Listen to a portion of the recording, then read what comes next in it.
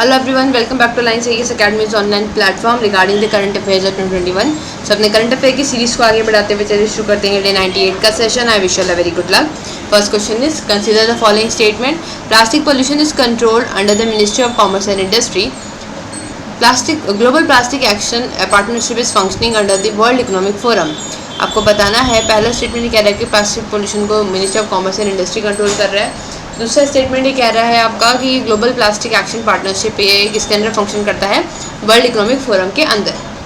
और आपके ऑप्शंस हैं only one, only two, only both, one two, neither one और two. You have to find the correct statement and your answer is b, which means आपका सिर्फ second statement सही है. देखिए पहला स्टेटमेंट गलत इसलिए हो जाता है क्योंकि आपका मिनिस्ट्री ऑफ कॉमर्स नहीं है, ये आपका मिनिस्ट्री ऑफ एनवायरनमेंट होगा, ऑब्वियस सी बात है.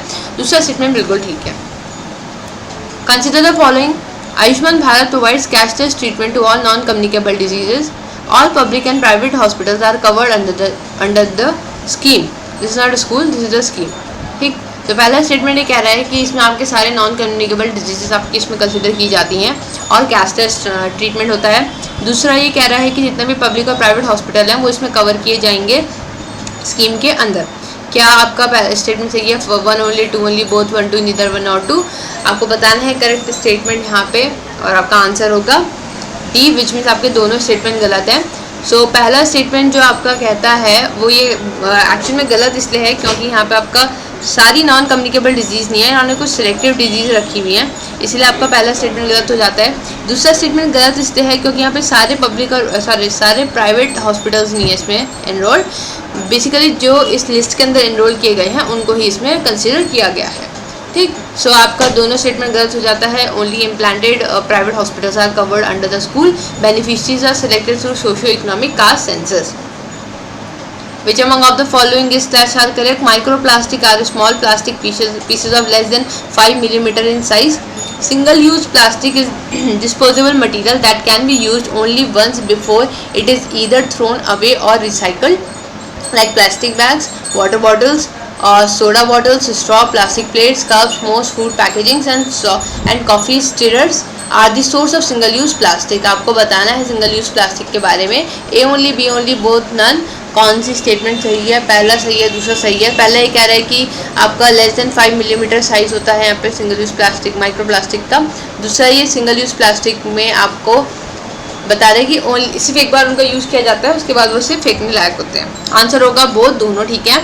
तो ये दोनों स्टेटमेंट तो ठीक है, इनको तो क्या डिस्कस करना है. यहाँ पे लेस देन 5 मिलीमीटर आपका क्या होना चाहिए, साइज़ होना चाहिए.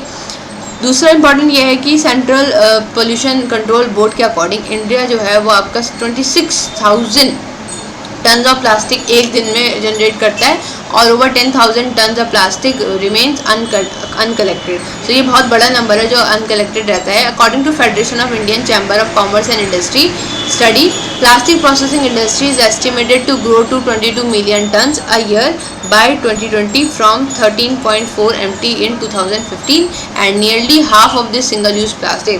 ये रिपोर्ट्स हैं जो अलग अलग को बता रही हैं.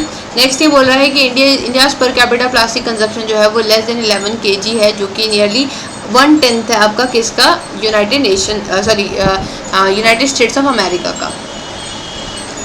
A recent study conducted by Unplastic Collective has revealed that India generated 9.46 million tons of plastic waste annually, of which 40% remain uncollected and 43% is used for packaging, most of which are of single use plastic. Basically reports हैं जो कि आपके plastic के बारे में आपके mains के answer writing में हेल्प कर सकती हैं.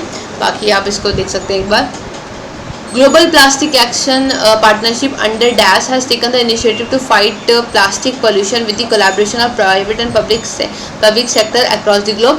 पहले ये कह रहा है कि जो ग्लोबल प्लास्टिक एक्शन पार्टनरशिप है ये किसके अंडर आपका इनिशिएटिव लिया है इन्होंने कि ये प्राइवेट और पब्लिक जो प्लास्टिक है उसको एलिमिनेट करने के लिए.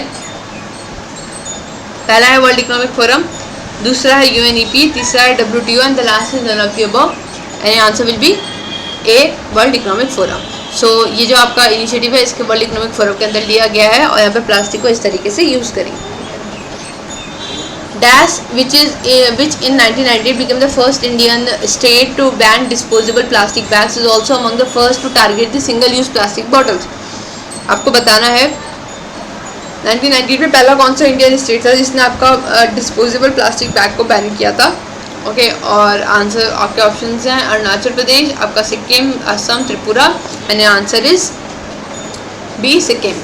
तो 1998 में सिक्किम ने पहला स्टेट बना था जिसने आपके प्लास्टिक बैन किया था प्लास्टिक डिस्पोजेबल प्लास्टिक बैग्स को। दूसरा 2016 में सिक्किम ने दो डिसीजन लिए, उन्होंने आपका पैकेज ड्रिंकिंग वाटर को बैन किया था गवर्नमेंट इवेंट्स में, गवर्नमेंट ऑफिस एंड इवेंट्स में। दूसरा इन्होंने styrofoam and thermocol disposable plates cutlery in the entire state in the move out the toxic plastic pollution and tackle its ever increasing garbage problem. तो ये दो काम उन्होंने किए थे, इसलिए इंपॉर्टेंट हो जाता है। Which among of the following is slash are correct? According to A.V. Dicey, the rule of law means absolute supremacy or predominance of the regular law as opposed to the influence of arbitrary power, and exclude the existence of arbitrariness or even of the wide discretionary. Only a state that is governed by law, imbibing ideals of justice and equity, can be said to have rule of law. तो आपको rule of law के बारे में correct बताना है, A only, B only, both या none. पहला statement ये कह रहा है कि A.V. Dicey ये बोलते हैं कि रूल ऑफ लॉ का मतलब एब्सोल्यूट सुपरमेसी होता है, जहाँ पे आपका रेगुलर लॉ का प्रीडोमिनेंस होगा as opposed to influence of arbitrary law. यहाँ पे दूसरा ये कह रहा है कि सिर्फ स्टेट जो कि लॉ के थ्रू गवर्न किया जा रहा है वो ही आपका रूल ऑफ लॉ यहाँ पे कर सकता है। आंसर होगा आपका बोथ, दोनों ठीक है। सो ये दोनों हमने डिस्कस कर लिए। डाइसी के अकॉर्डिंग रूल ऑफ लॉ के 3 प्रिंसिपल्स होते हैं, वो हम उनको देख लेते हैं। पहला होता है supremacy of law, no man is punishable except for the distinct breach of law. दूसरा होता है equality before law, no man is above the law. तीसरा होता है प्रीडोमिनेंस ऑफ लीगल स्पिरिट, ठीक। So constitution is a result of rights of individual as defined and enforced by the court of the law. So ये 3 elements हैं जो कि आपके rule of law के हमने देखे। Which among of the following is slash are correct? National Institute of Rural Development and Panchayati Raj is an autonomous organization under the Ministry of Home Affairs and a premier national center of excellence in rural development and Panchayati Raj. It is recognized internationally as one of the UNESCAP centers for excellence. And आपके options हैं A only, B both and none. You have to find the correct statement and your answer will be both, sorry B only, पहला गलत है क्योंकि यहाँ पे आपका ministry of home affairs नहीं आएगा, ठीक। तो क्या आएगा यहाँ पे? ऑब्वियसली यहाँ पे रूरल डेवलपमेंट की बात है तो रूरल डेवलपमेंट की मिनिस्ट्री इसमें कंसिडर की जाएगी। बाकी सब बिल्कुल ठीक है, ये आपका पंचायती राज से रिलेट करता है और यहाँ पे इंटरनेशनली रिकॉग्नाइज भी किया गया है। इसका विजन ये है कि पॉलिसीज और प्रोग्राम्स पर फोकस करेगा जो कि rural poor strive to energise the democratic decentralisation process, improve the operation and the efficiency of rural development personal, promote transfer of technology through its social laboratories, technology packs and create environmental awareness। और यहाँ पे ये study भी करेगा जो functionings होती हैं Panchayati Raj institutions की। Next question, world investment report was released by, किसने रिलीज किया? UNCTAD, WTO, IMF, world bank. And your answer is a, UNCTAD. So basically आपका इसने इसको लॉन्च किया है, क्या बोलते हैं, यूनेक्टैड ने इस रिपोर्ट को लॉन्च किया है। सो इस रिपोर्ट के अकॉर्डिंग जो अभी रिसेंट रिपोर्ट होगी तो ग्लोबल FDI फ्लो जो है वो आपका ऑब्वियसली अफेक्ट हुआ है पैंडमिक की वजह से। डिजिटल इंफ्रास्ट्रक्चर में आपका जो भी आपका इन्वेस्टमेंट है वो भी अफेक्ट हुआ है, ठीक। यहाँ पे बट ये राइज हुआ है more than 22% to US dollar 81 billion.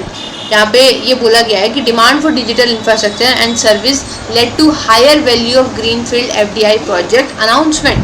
अब अनाउंसमेंट की बात करी गई है कि क्योंकि यहाँ पे अब डिजिटल इंफ्रास्ट्रक्चर क्रिएट करना है तो इतने बिलियन की अनाउंसमेंट करी गई है।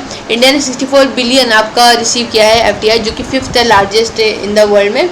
2020 के टाइम पीरियड की बात कर रही है। US ने इस लिस्ट में टॉप किया है, सेकंड इसमें चाइना आया है। FDI इंडिया का इंक्रीज हुआ है 27%, 2019 से हमारा जो है 2020 में आपको 27% इंक्रीज हुआ है, याद रखिएगा। ग्रीनफील्ड प्रोजेक्ट जो है वो कॉन्ट्रैक्ट हुए हैं बाय 19% इन 2020, कम हुए। Dash TIWB programme was launch in partnership with India.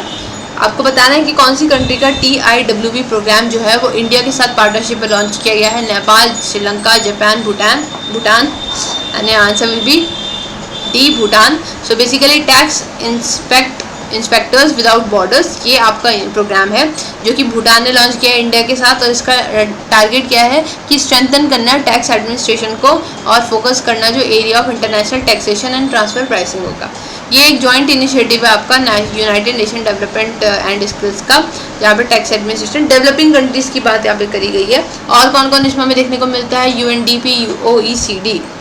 Last question आज का, protection status of Asian elephant is क्या है, vulnerable, endangered, critically endangered, none of the above, and your answer is B, endangered. So with this let's conclude today's session. I hope आप लोगों ने अच्छे से perform किया होगा। फाइनल स्कोर लिखना मत भूलिएगा। थैंक यू सो मच, मिलते हैं नेक्स्ट सेशन में।